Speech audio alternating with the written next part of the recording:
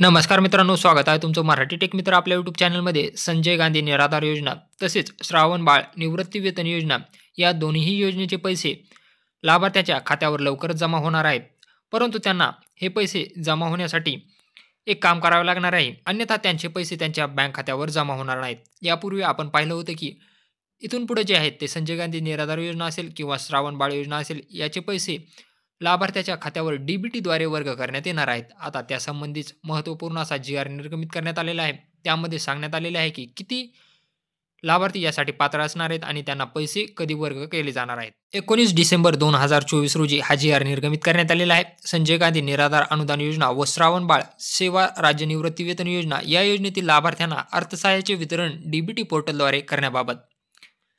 तर शासन निर्णय काय आहे पहा.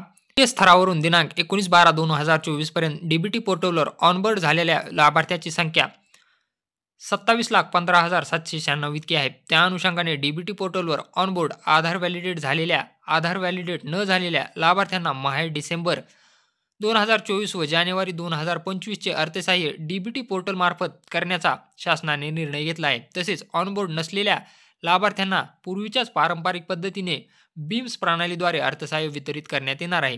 म्हणजे ज्यांचे आधार व्हॅलिडेट झालेले आहेत अशांना डीबीटी मार्फत माहे डिसेंबर आणि जानेवारीचं अर्थसहाय्य देण्यात येणार आहे. आणि ज्यांचं डीबीटी लिंक नाही किंवा व्हॅलिडेट झालेलं नाही अशा लाभार्थ्यांना पूर्वीप्रमाणेच म्हणजे त्यांच्या जे काही बँक खाते दिलेले आहेत त्यावरच हे अनुदान वितरित करण्यात येणार आहे. सदर बीम्स प्रणालीद्वारे अर्थसहाय्य वितरणाची सुविधा ही माहे जानेवारी 2025 पर्यंतच उपलब्ध असेल.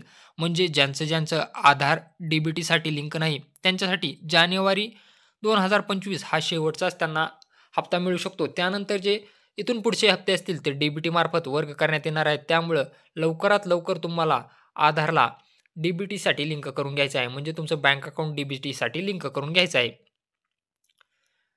दरम्यानच्या कालावधीमध्ये सर्व जिल्हाधिकारी यांनी डीबीटी पोर्टलवर प्रलंबित असलेल्या लाभार्थ्याची माहिती भरण्याची कार्यवाही युद्धपातळीवर करण्याबाबत तसेच लाभार्थ्याचे आधार अद्ययावत करण्यासाठी तालुका मंडळ स्तरावर विशेष मोहीम राबवण्यास सर्व जिल्हाधिकारी यांना यापूर्वी संदर्भ क्रमांक 4 येथील पत्रान्वये सूचना देण्यात आलेल्या आहेत.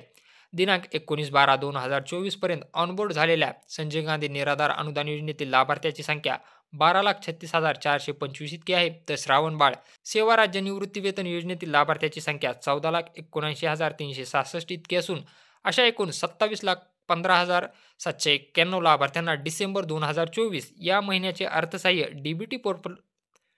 डीबीटी पोर्टल मार्फत थेट त्यांच्या बँक खात्यात जमा करण्यासाठी रुपये 408.13 कोटी एवढ्या निधीची आवश्यकता आहे. त्यामुळे सदरहू योजनेकरता स्टेट बँक ऑफ इंडियामध्ये उघडण्यास आलेल्या स्वतंत्र योजनानिहाय बँक खात्यामध्ये पुढील तक्त्यात नमूद केल्याप्रमाणे निधी वर्ग करण्यास शासन निर्णयाद्वारे मान्यता देण्यात येत आहे. म्हणजे आता डिसेंबर तसेच जानेवारीचा हप्ता जो आहे, जो लाभ आहे तो आता डीबीटी मार्फत वर्ग करण्यात येणार आहे.